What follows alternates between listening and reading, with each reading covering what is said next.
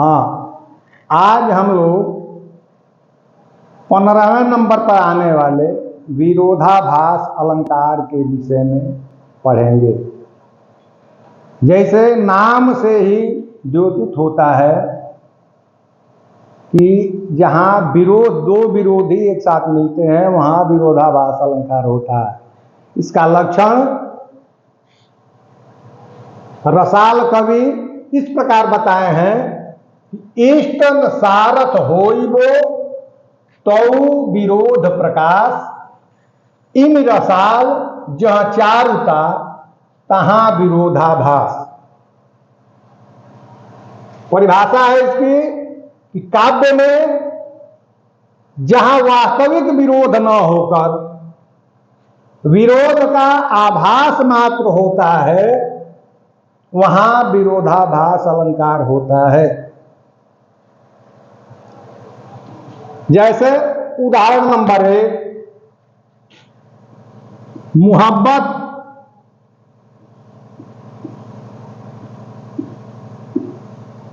एक मीठा जहर है।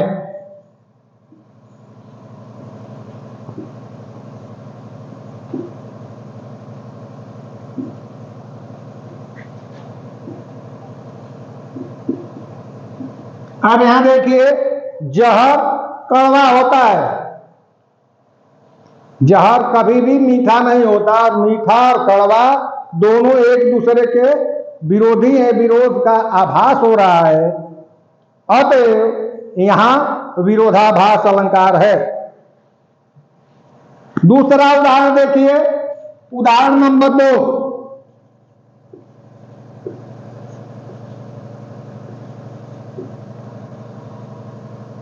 या अनुरागी चित्त की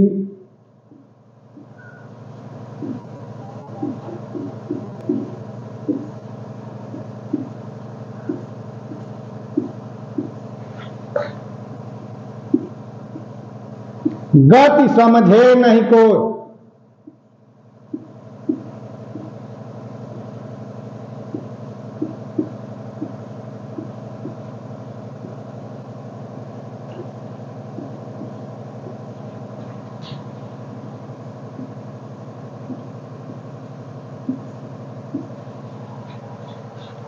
ज्यो ज्यो बूढ़े श्याम रंग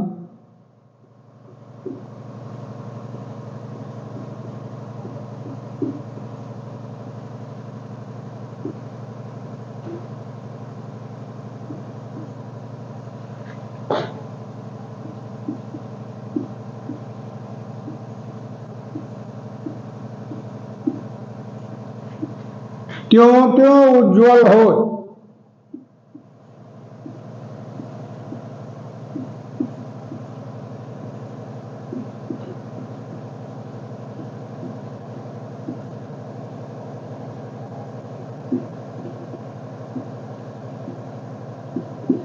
अब देखिए, यहां श्याम माने होता है काला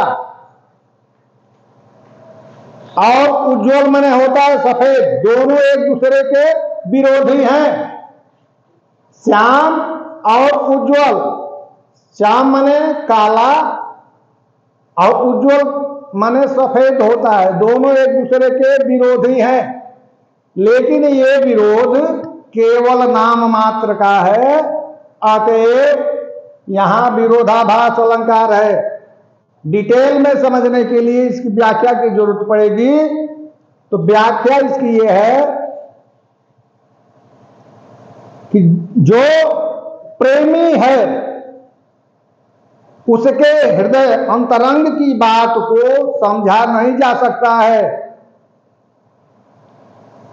अपनी भक्ति में, कृष्ण की भक्ति में, कृष्ण श्याम वर्ण के हैं तो कृष्ण की भक्ति में जितना ही हम डुबकी लगाएंगे, जितना ही उनकी भक्ति में डूबेंगे, उतने ही हमारी आत्मा, अंतरात्मा जो है पवित्र होती जाएगी। अगला उदाहरण,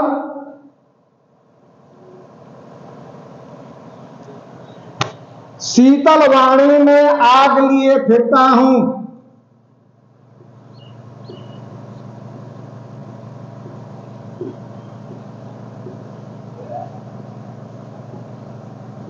शीतल वाणी में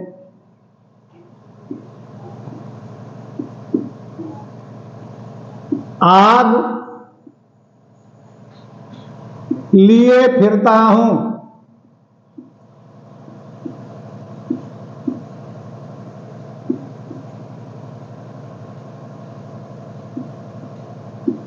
अब यहां देखिए, शीतल और आग का स्वभाव होता है ज्वलनशील और शीतल का स्वभाव होता है ठंडा। दोनों एक दूसरे के विरोधी हैं, लेकिन ये विरोध वास्तविक विरोध न होकर के यह नाम मात्र का विरोध है। अतएव इस उदाहरण में भी विरोधाभास अलंकार है।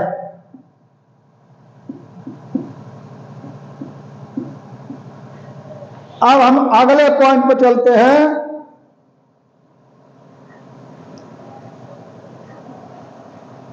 तरी को ले जाओ मझधार,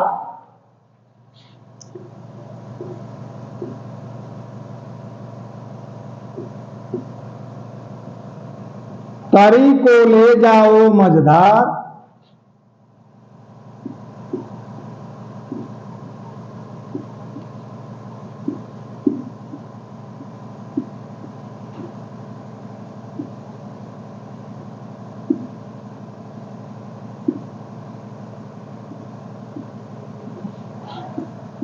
तरी को ले जाओ मझधार, डूबकर हो जाओ पार। डूबकर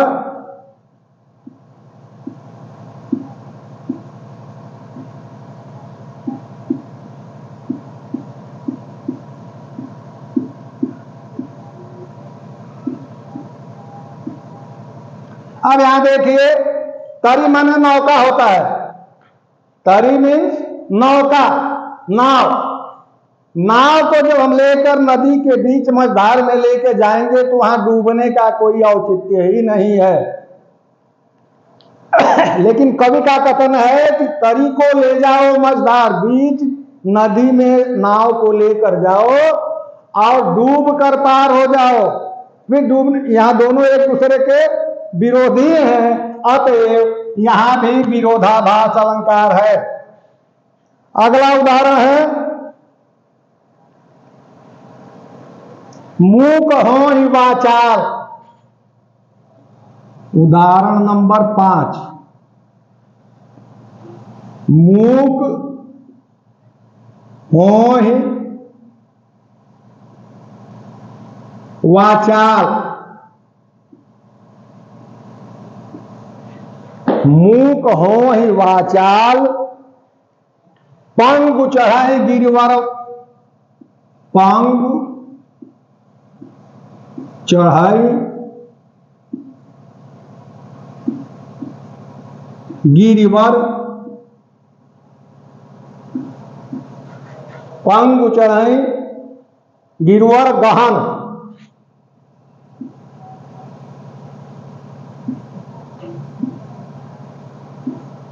जासु कृपा सो दयाल।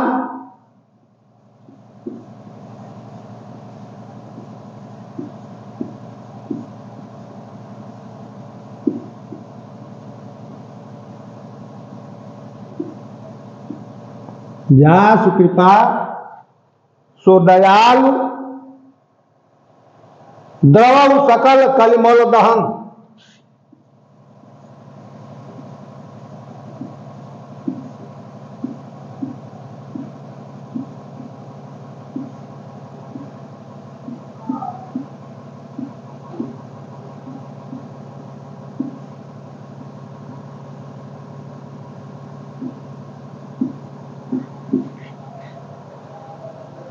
हाँ, अब देखिए, यहां मुंह का अर्थ होता है गूंगा और वाचाल का अर्थ होता है अधिक बोलने वाला।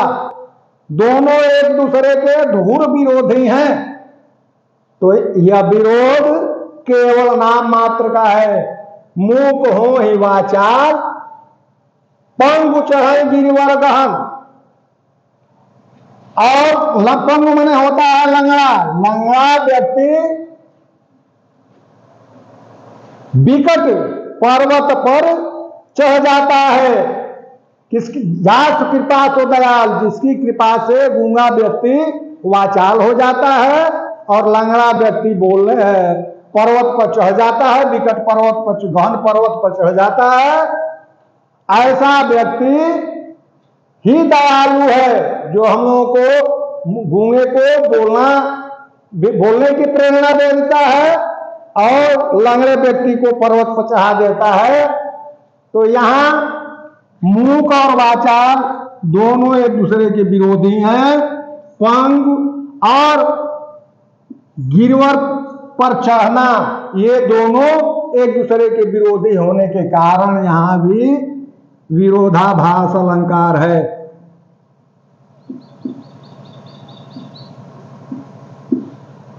अब फिर हम एक बात दोहरा देते हैं। विरोधाभास अलंकार, इसका लक्षण है कि इष्ट नसारथ होइबो तो विरोध प्रकाश, इम रसाल जहां चारुता तहां विरोधाभास। काव्य में जहां वास्तविक विरोध न होकर विरोध का आभास मात्र हो, वहां विरोधाभास अलंकार होता है। उदाहरण के लिए पहला उदाहरण है, मोहब्बत एक मीठा जहर है। तो मीठा और जहर, जहर मीठा नहीं होता है, जहर कड़वा होता है और दोनों एक दूसरे के विरोधी हैं, अतएव यहां विरोधाभास अलंकार है। इसके बाद है दूसरा उदाहरण कि या अनुरागी चित्त की गति समझे नहीं को, जो जो बूढ़े श्याम रंग तो उज्ज्वल हो। श्याम रंग यानी कृष्ण की भक्ति में जो ही हम जितना ही रमेंगे अधिक समय तक, उतना ही हमारी आत्मा पवित्र होगी, सफेद होगी। तो ये दोनों जो है श्याम और सफेद दोनों एक दूसरे के विरोधी हैं, इसलिए यहां विरोधाभास अलंकार है। अगला उदाहरण है, शीतल वाणी में आग लिए फिरता हूं। वाणी शीतल है, लेकिन शीतल और आग ज्वलनशील होता है और शीतल इसका विरोध प्रकट करता है, विरोधी है, अतएव यहां विरोधाभास अलंकार है। अगला उदाहरण है कि तरी को ले जाओ मछधार। तरी यानी नौका को बीच नदी में ले जाओ और स्वतः डूब कर पार हो जाओ। तो नाव को साथ लेकर जाना फिर डूब कर पार होना, दोनों एक दूसरे के विरोधी हैं, अतएव यहां विरोधाभास अलंकार है। अगला उदाहरण है कि मूक हो ही वाचाल। गूंगा व्यक्ति अधिक बोलने वाला हो जाए तो मूक का विरोध वाचाल होता है और पंग का विरोध पर्वत पर चढ़ने वाला होता है, अतएव यहां भी विरोधाभास अलंकार है। अब हम अगले नंबर पर चलेंगे, मानवीकरण अलंकार।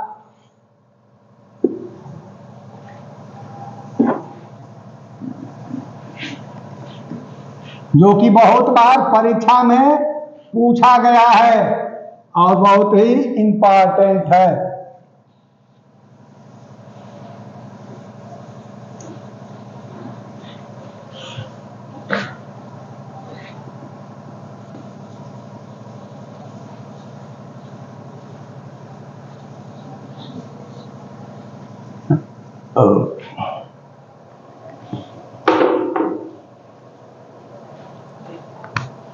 इसकी परिभाषा है,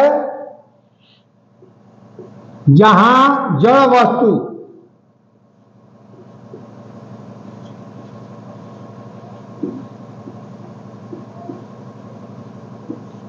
या प्रकृति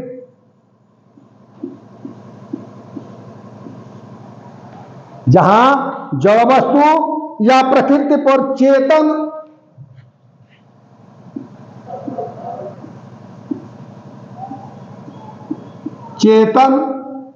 अर्थात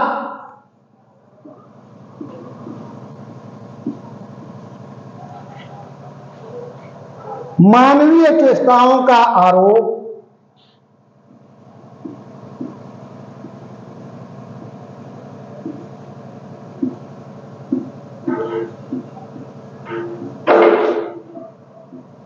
मानवीय चेष्टाओं, क्रियाओं या क्रियाओं का आरोप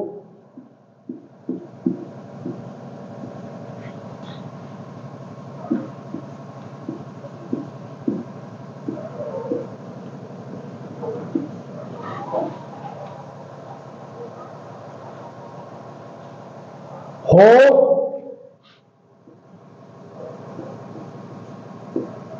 वहां मानवीकरण अलंकार होता है।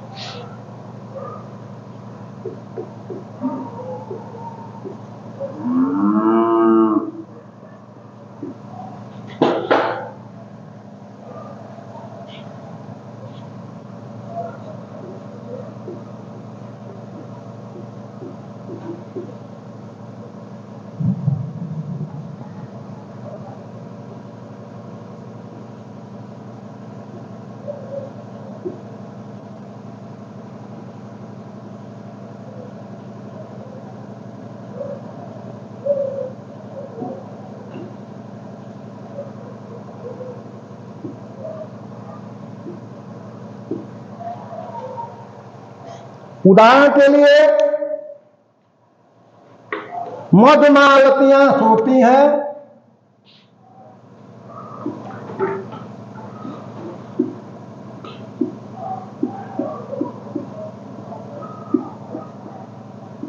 मधुमालतियां सोती हैं,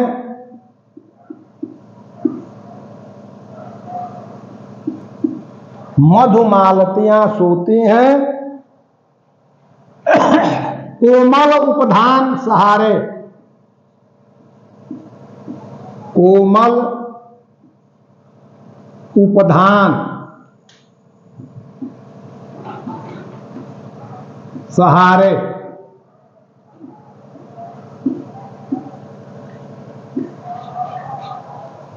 मैं व्यर्थ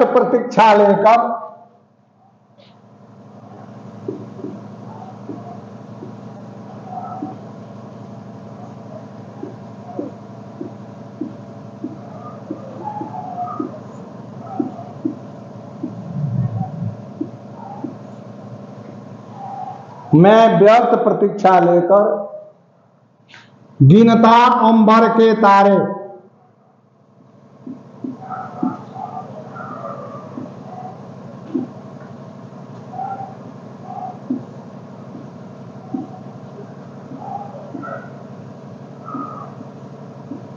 अब देखिए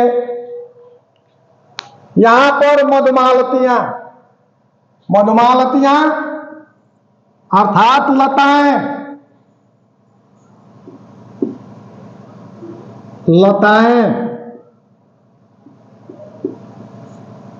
किस प्रकार सोती हैं? मानव की तरह। उपधान का अर्थ होता है तकिया। ये लताएं जो है मुलायम तकिया के सहारे शयन करती हैं। तो यहां पर प्रकृति का या जड़ पदार्थ का मानवीय चेष्टाओं का आरोप किया गया, जड़ पदार्थ पर मानवीय क्रियाओं का आरोप किया गया है। अतएव यहां मानवीकरण अलंकार होगा।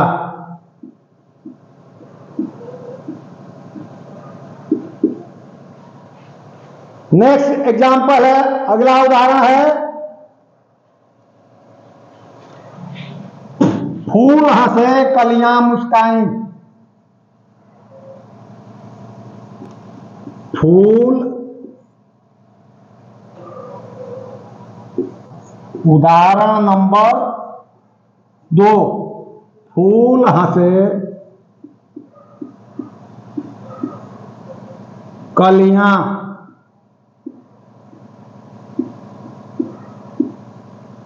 मुस्काई।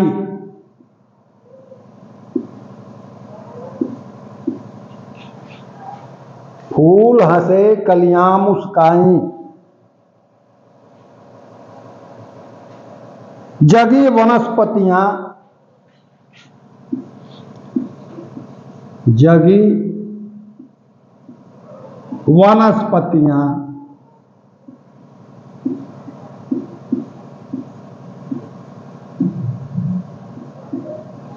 जगी वनस्पतियां मुख धोती शीतल जल से।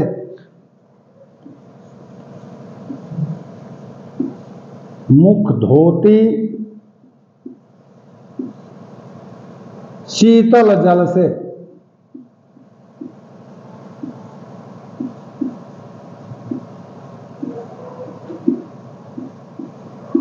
अब देखिए, यहां फूलों का हंसना, कलियों का मुस्कुराना एवं वनस्पतियों का शीतल जल से मुख प्रक्षालन करना, मुख धोना, यह जड़ पदार्थों पर या प्राकृतिक वस्तु पर मानवीकरण का, मानवीय क्रियाओं का आरोप हो रहा है। अतएव यहां मानवीकरण अलंकार होगा।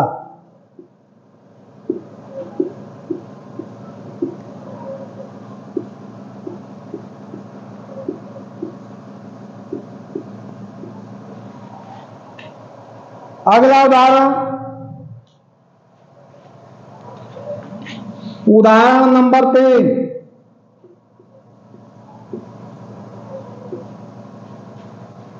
मेघ आए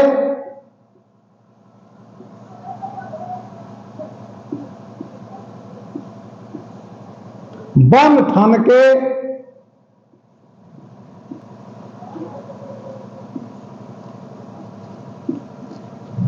संवर के।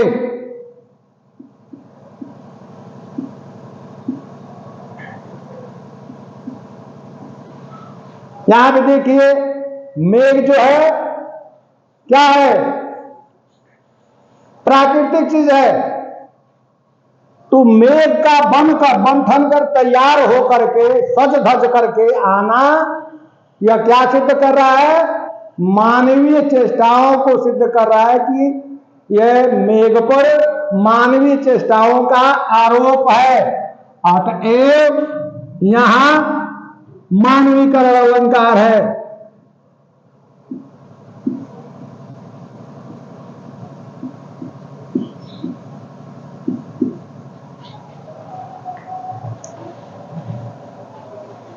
अगला और अंतिम उदाहरण है उदाहरण नंबर 4।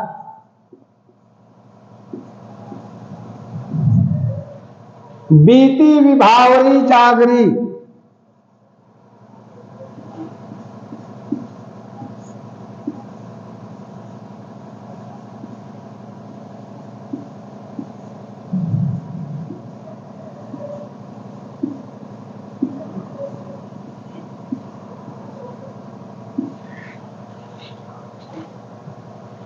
अंबरपन घट में डुबो रही,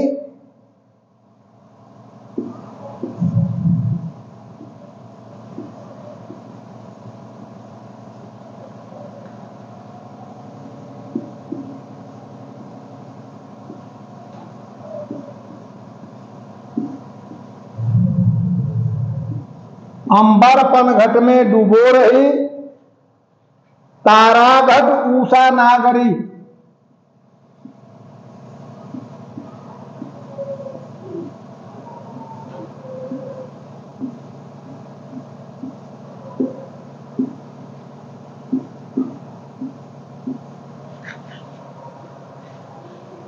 यहां देखिए, उपर्युक्त छंद में, इस छंद में कवि के द्वारा आकाश रूपी पनघट में उषा काल रूपी नायिका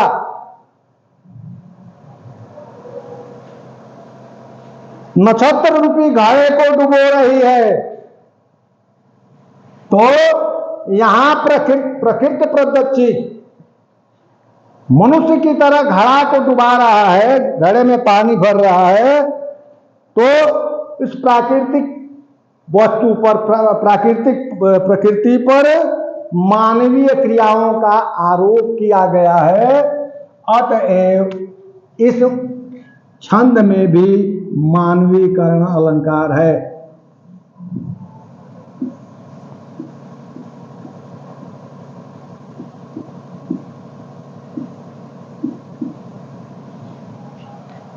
फिर से इसका रिवीजन कर देते हैं। इसकी परिभाषा है कि जहां जड़ वस्तु या प्रकृति पर चेतन अर्थात मानवीय चेष्टाओं या क्रियाओं का आरोप हो, वहां मानवीकरण अलंकार होता है। उदाहरण के लिए मधुमालतियां सोती हैं कोमल उपधान सहारे। मधुमालतियां यानी मधुमालती कहते हैं लताओं को।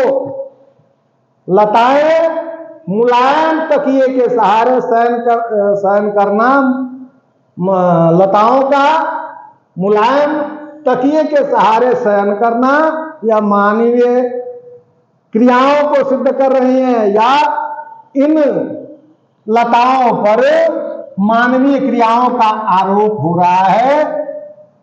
अतएव इस छंद में मानवीकरण अलंकार है। दूसरा उदाहरण है कि फूल हंसे कलियां मुस्काई, जगी वनस्पतियां मुख धोती शीतल जल से। यहां फूलों का, इसे उदाहरण में फूलों का हंसना, कलियों का मुस्कुराना एवं शीतल जल से वनस्पतियों का मुख धोना, यह मानवीय क्रियाओं का इस जड़ पदार्थों पर आरोप किया गया है। अतएव यहां मानवीकरण अलंकार है। अगला उदाहरण है कि मेघ आए बन थन के संवर के। जैसे मनुष्य कहीं निकलता है घर से बाहर तो पूरा सज धज के निकलता है, ठीक उसी प्रकार कवि जो है इस प्रकृति पर, प्राकृतिक चीज पर, मेघ पर जो है मानव के क्रियाओं का आरोप किया है। अतएव यहां मानवीकरण अलंकार है। अगला उदाहरण है बीती विभावरी जागरी, अंबरपन घट में डुबो रही तारा घट ऊषा नागरी।